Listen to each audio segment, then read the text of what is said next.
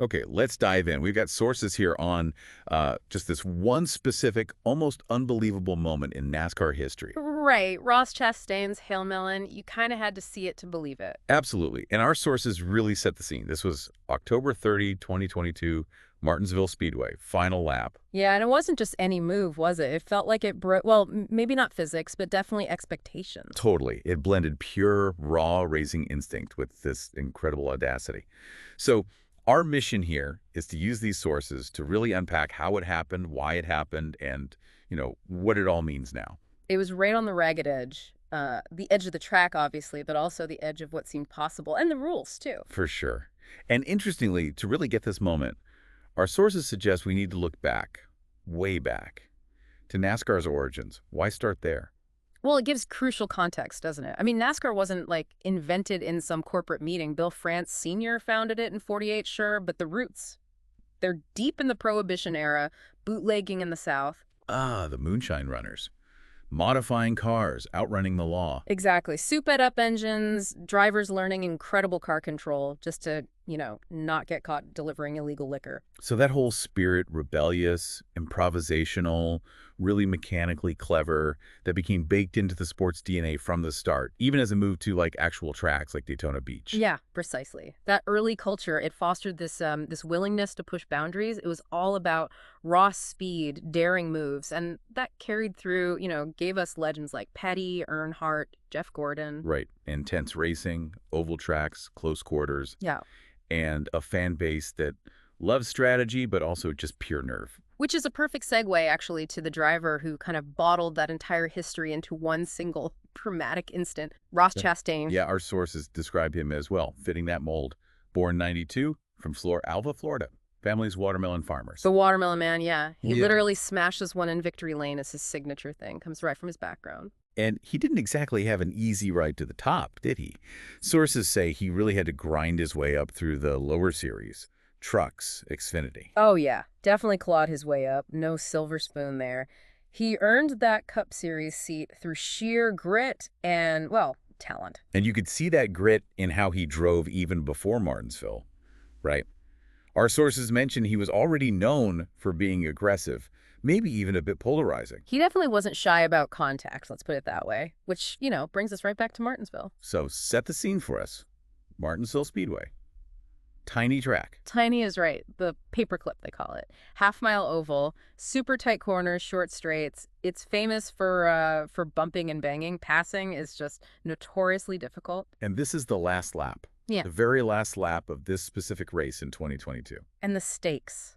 Immense. This was the cutoff race for the championship four, the absolute final chance to lock yourself into the group racing for the title the next week. And Chastain needed points. He needed spots. How many? 2. He had to gain 2 positions on that final lap to make it into the championship four. 2 spots.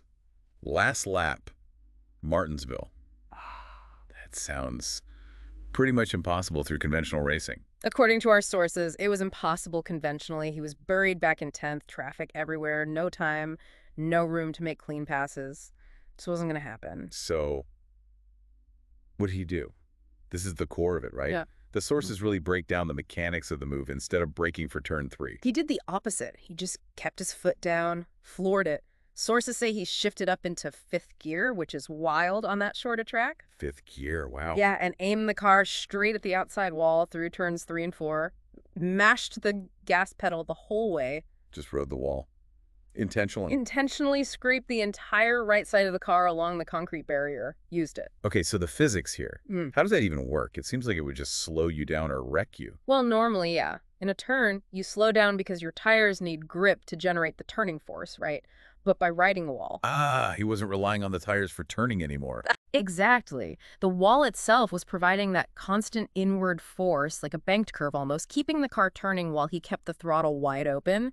It basically negated the need for the tires to do the turning work at that speed.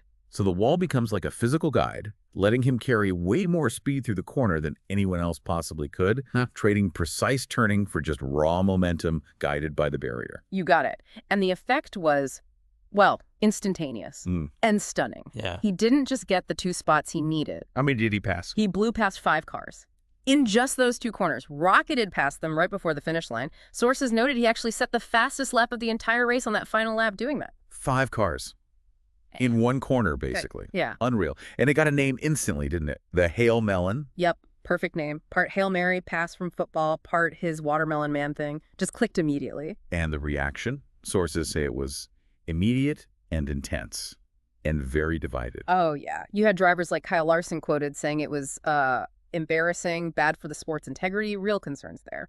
But then others. Others were just blown away, calling it genius, praising the sheer nerve, the improvisation, like vintage NASCAR spirit, but dialed up to 11. That split reaction, the sources highlight this. It really showed the tension, didn't it? Was this that old school outlaw spirit making a comeback, or was it just too much, beyond the pale? And that debate immediately forced NASCAR's hand. They had to figure out, okay, what was this? Was it legal? Was it safe? Should anyone else be allowed to try it? Right. What did the rule book say at that moment? According to the sources, the initial reports were kind of shocking. Yeah, astonishingly, there wasn't actually a specific rule against doing that at that exact time. Nothing written down saying, don't use the wall as a slingshot. Right. So technically legal in the moment. In that moment, yes. But the implications were huge. Safety, obviously sparks flying, car could have hooked wrong, big wreck potential, and competitively too, right? I mean, if this works, does everyone start doing it on the last lap at Martinsville, Richmond, places like that? It changes everything. Exactly. It could have become the go-to desperation move. And because of those concerns, which our sources detail pretty well, NASCAR had to step in. They made a new rule. They did. Sources point to March 2023. NASCAR explicitly banned deliberately riding the wall like that to gain positions. It was a direct reaction. The Chastain rule, basically. So a one-time, legendary, now illegal move. But even with the ban, the sources make it clear the Hail Melon became way bigger than just a racing footnote. Oh, it exploded. It transcended NASCAR. National news, ESPN, sports talk shows everywhere, engineers breaking down the physics, memes, viral videos. It just went absolutely everywhere. And why do you think it resonated so much? Our sources seem to suggest it tapped into something fundamental about the sport itself. I think it absolutely did, it felt like. The calculated chaos, fearless improvisation, that relentless do-whatever-it-takes will to win that, like we talked about, has been part of NASCAR since day one. This is the bootleggers. Yeah, it was just Nice. a completely modern, high-tech version of just finding any way to go faster, pushing every single limit. So looking back through these sources, what's the final takeaway? The Hail Melon is just cemented now, isn't it? One of the most iconic moments, full stop. No question. It's remembered for the shock, the spectacle, sure, but also because it sparked such a huge conversation about what racing is, about innovation, risk, safety, the spirit of competition.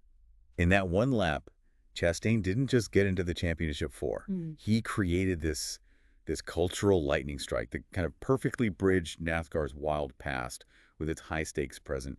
It really was beyond the edge. A moment we'll be watching replays of and arguing about for a very, very long time. Definitely. It really makes you think, doesn't it? About that line in any sport, really. How do you encourage that kind of unbelievable innovation, that pushing of boundaries, while still keeping things fair and crucially safe? It's a balance that's always being tested.